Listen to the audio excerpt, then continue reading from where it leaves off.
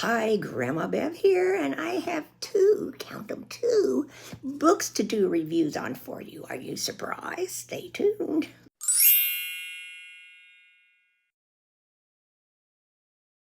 Hi, Grandma Bev here from Life with Grandma Bev, and welcome back to my channel.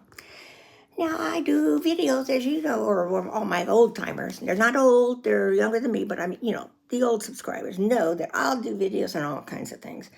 Well, one thing that I don't often do videos on are books because my eyesight, I can't read that well. So it usually takes me several months, but this time in the last 2 months, I've read two. Well, I think I started the one when we were still in Yuma, so that's about two. So let's get started. The first one is The Last House on the Street by Diane Chamberlain. In this book, it goes back and forth between 1965 and 2010. So we follow I'll read what it says in the back. This is 1965. Growing up in the well-to-do town of Round Hill, North Carolina, Ellie Hockley was raised to be a certain type of proper Southern lady. Enrolled in college and all but engaged to a bank manager, Ellie isn't as committed to her expected future as her family believes. She's chosen to spend her summer break as a volunteer helping to register Black voters. It's a good thing. As Ellie follows her ideals, fighting for civil rights of the marginalized, her scandalized parents scorn her efforts, and her neighbors reveal their prejudices. That was not a good time, let me tell you. And when she loses her heart to a fellow volunteer who happens to be Black, Ellie discovers the frightening true nature of the people living in Round Hill. Pretty tragic. So then we move up to 2010. Now, Ellie's going to kind of come in here, but of course it's 2010. She's a lot older, okay? Architect Kayla Carter and her husband designed a beautiful house for themselves in Round Hill's new development, Shadow Ridge Estates. It was supposed to be a home where they could raise their 3-year-old daughter and grow old together. Instead, it's the place where Kayla's husband died in an accident. He fell off a ladder or something. A fact known to a mysterious woman who warned Kayla against moving in. Crazy woman shows up at her place and warns her, sunglasses on, red hair and stuff. The woods and lake behind the property are reputed to be haunted. And the new home has been targeted by vandals, leaving threatening notes as well as dead animals. I don't like that either. And Kayla's neighbor, Ellie, same name, this is 1965 Ellie, is harboring long-buried secrets about the dark history of the land where her house was built. So it says 2 women, 2 stories, both on a collision course with the truth, no matter what that truth may bring to light, in Diane Chamberlain's riveting, powerful novel about the search for justice. It was pretty good.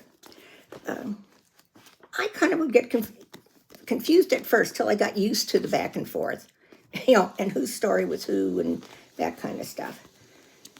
It took me a little longer to read this one. Let's see. They always have like a reading group things in the back. If you're like in a book club and you get together and you do different things. Different things. So this is 344 pages. So, Last House on the Street. Oh, put it here, see if my daughter wants it. Then, another author who I really enjoy reading is, so sweaty, I feel like I need to tape my glasses on my face. Ruth Ware. And this one is The Turn of the Key.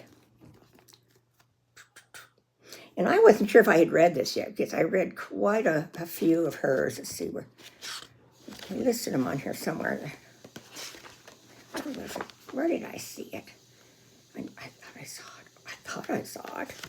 I guess not. let's see, In a Dark, Dark Wood, I think I've read that. The Woman in Cabin 10, that was the first one I read. And that led me to the others. The Lying Game, I'm not sure. And The Death of Mrs. Westaway was one I read. They were all very good books, the ones that I did read. So, this one does not have it on the back what it's about. So you take a chance. And there's nothing in the beginning. Okay, as it starts out, I can even show you. September 3 of 2017. See? That's the first chapter. It says, Dear Mr. Wrexham, W-R-E-X-H-A-M. I know you don't know me, but please, please, please, you have to help me. Grabbed your interest yet? And the next chapter, it was September 3rd. Again, but it's from HMP Charnworth, which is a prison. Dear Mr. Wrexham, you don't know me, but you may have seen coverage of my case in the newspapers. The reason I am writing is to ask you to please, and she crumpled it up and threw it away. Next one. Now, the whole book isn't this way, but it goes on. There's September 4th, September 5th. And then the last one is, Dear Mr. Wrexham, please help me. I didn't kill anyone. And then on the 7th, she starts. And that, the rest of it, the whole book is a letter to this Mr. Wrexham, who is in, it would be an attorney over here. I think there's a solicitor over there because it takes place in, where was it? I think it's Ireland, Scotland, and somewhere over there. Here, I'm dripping here. So, it's about this young gal who decides she wants a change of scenery from her job. So she reads about a nanny position open with this couple, and she applies, and they invite her to come out. She has to take a train several hours to come out, and it's this big, gorgeous house, but I guess kind of creepy looking too because it's so old. And she interviews with the woman, and this couple have everything in there is push button. Even though the house is real old, her husband's in IT. He has the whole house wired, so it's a smart house. So it's very hard to do anything without somebody seeing what you're doing. So they really like her, and they've had problems with nannies. They've lost 4 in the past year. And they hire her. So she moves from London to where they're at and begins her little jaunt with this family. Now, the first week, right away, the parents have to go away to a conference. So leaves her by herself. Her name's Rowan, R-O-W-A-N. And there's a guy named Jack who lives on the premises, but he's like a handyman, gardener person. There's an old creepy poison garden way in the back, because the man who originally built the house and lived there, he was a person who came up with poisons and things to treat different things. So that place was locked up, supposedly. Anyway, then there's this one gal who comes in the evenings and, cleans up, washes the dishes, that kind of stuff. So 2 little girls, one's 10 and one's 8, or one's 8 and 6, something like that. And then a teenager who's 14 who's off at boarding school. Okay, so what happens during that week is very interesting. This book, it grabbed a hold of me pretty fast, like most of Ruth's books do. And she always has some unexpected twists and turns that you don't expect, of which this one did. Now, some of my kind of guessed. I've been around long enough to know, what's going on. Now, so, like I say, this one just took me, about a week and a half, which for me, that's really good. So,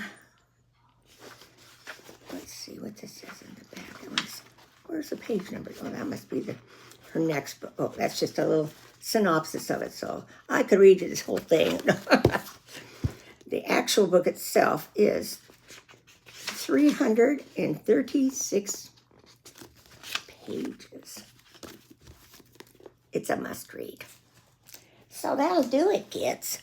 You know, like I say, you know, this isn't going to happen very often, especially two.